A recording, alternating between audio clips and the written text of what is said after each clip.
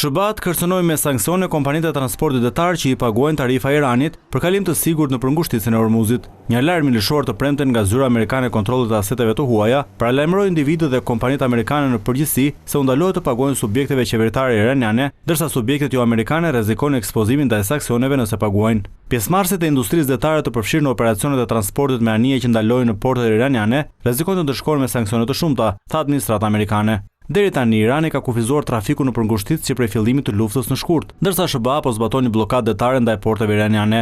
Vetë Irani ka quajtur pirateri kapjen e anijeve nga SBA-ja. Paralajmërimi amerikan vjen pasi javën e kaluar Teherani pretendoi se ka siguruar të ardhurat e para nga tarifat që paguajnë anijet, para këto të depozituara në Bankën Qendrore të vendit. Ndërsa ministri i jashtëm iranian Abbas Araghchi tha se tarifat e mbledhura do të quhen reparacione për të rindërtuar infrastrukturën e shkatruar. Kompanitë rrezikojnë sanksione amerikane nëse paguajnë me para në dorë, si dhe me asete digjitale, kompensime, shkëmbime jo formale ose pagesa të tjera në natyrë, duke përfshirë donacione bamirësie dhe pagesa në ambasadat iraniane. Thesari i SBA-s njoftoi gjithashtu të premten sanksione ndaj 3 subjekteve iraniane të këmbimit valutor iranian. Sekretari i Thesarit Scott Bessent tha se agjencia e tij do të shënjestrojë pa pushim aftësitë e regjimit për të gjeneruar, lëvizur dhe riadhesuar fondet dhe do të ndjekë çdo që ndihmon Teheranin t'u shmangët sanksioneve.